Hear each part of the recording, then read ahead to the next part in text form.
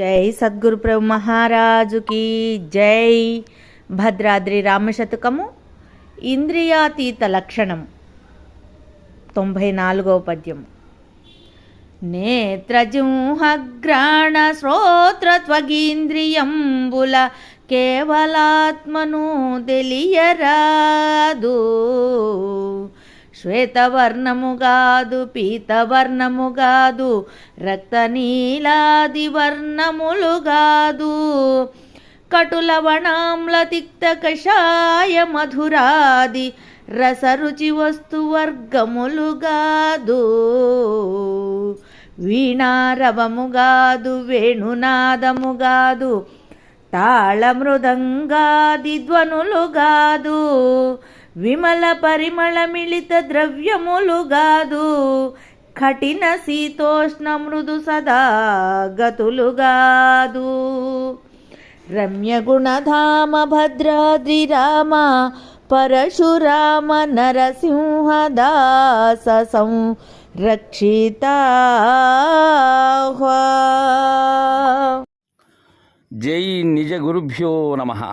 జై అమలాంబ సమేత అనుభవానంద రాజయోగీంద్ర ప్రభుస్వాముల వారి దివ్య చరణారవిందములకు ద్వాదశి వందనములు సమర్పించుకొనుచు శ్రీమత్ పరశురామ నరసింహదాసు గారిచే విరచితంబైన భద్రాద్రి రామశతకం. ఈరోజు మనం ఇంద్రియాతీత లక్షణం 94వ శీర్ష పద్యం. ఇప్పటి వరకు కేవలాత్మ లక్షణమైనటువంటి అచల లక్షణాన్ని తెలియజేసి ద్వాదశిని స్థిరపరిచినటువంటి గురుదేవులు ఇంద్రియములకు అతీతమైనటువంటి 26వదైనటువంటి దాని యొక్క లక్షణాన్ని మనకు అందజేస్తూ ఉన్నారు.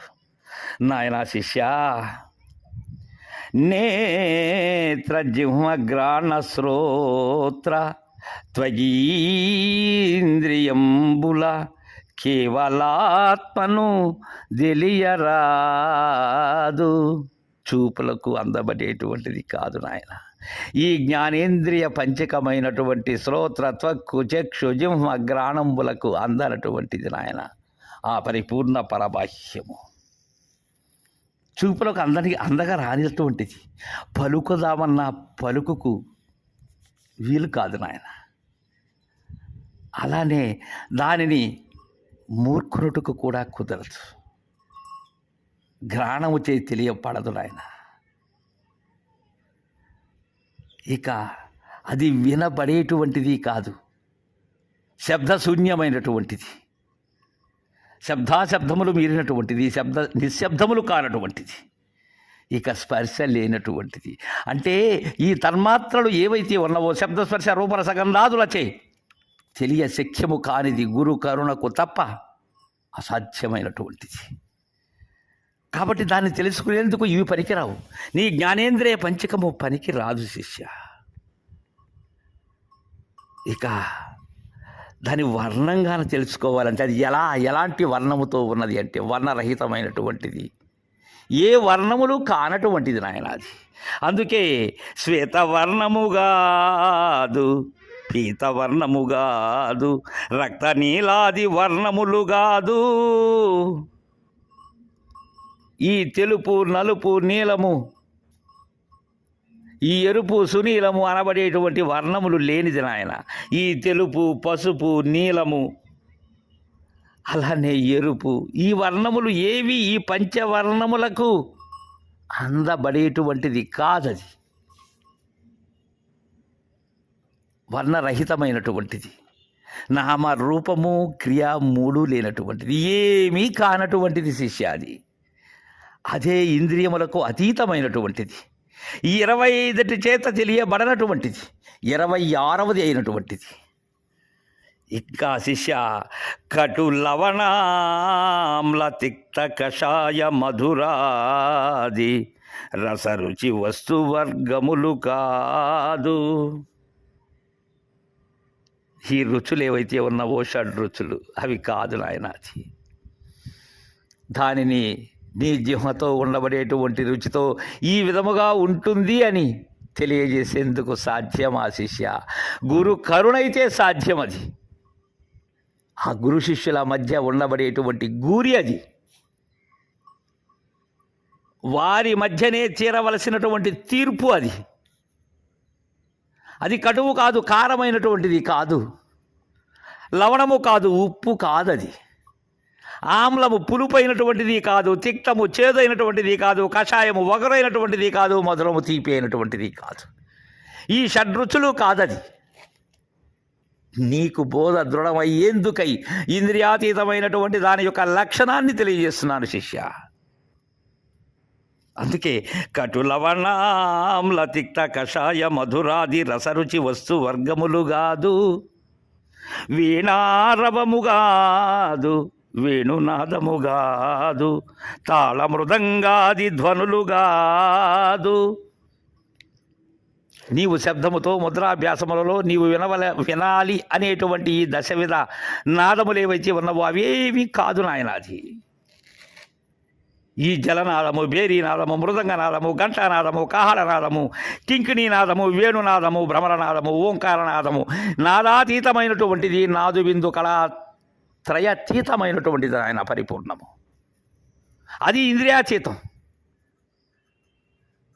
ఇంకా పెద్దలు చెప్పేటువంటి ఈ చిణి శంఖ, వేణు, వీణ, తాళ, ఘంట, భేరి, మృదంగ, మేఘనాథములు కానటువంటిది నాయన ఆ పరవాక్యము, ఆ ఉత్తమట్టబయలు, ఆ అతి రహస్యమైనటువంటిది. ఇంకా విమల పరిమళ మిళిత ద్రవ్యములుగాదు, ఇంకా సువాసనలు వెదజల్లేటువంటి, నీ గ్రాణముతో నీవు పొందేటువంటి సుగంధభరితమైనటువంటి, ఏ మలినములు అంటని పరిమళాల్ని వెదజల్లేటువంటి, వాటితో సమ్మిళితమైనటువంటి ద్రవ్య పదార్థము కాదు నాయనాది. కఠిన శీతోష్ణ మృదు సదా గతులు కాదు శిష్య. అది కఠినము కాదు, శీతలము కాదు, ఉష్ణము కాదు, మృదువు కాదు, ఏ గతి కానటువంటిది నాయనాది. దానికి ఏమీ లేనటువంటిది శిష్య. అది ఇవేవీ కానటువంటిది నాయనాది. ఇవేవీ లేకుంటే ఏది ఉన్నదో అదే నాయన అచలం. అలాంటి దానిని అది కావాలి అనేటువంటి ఇచ్చ వద్దు శిష్య. ఇది గురువు ద్వారా మాత్రమే సాధ్యమవుతుంది. అందుకే అన్ని శాస్త్రములలో కూడా ఎవరైతే, ఏ గురుదేవులైతే అచలమయ్యేటట్లు శిష్యుని చేసి ఉండంగానే స్వస్థత అవ్వాలి. నేను ఉండంగానే నేను లేకపోయేటువంటిది నేను తెలుసుకుని నేను లేని విధానంలో ఉండాలి. అయితే అది కావాలి అనేటువంటి ఇచ్చ వద్దు శిష్య.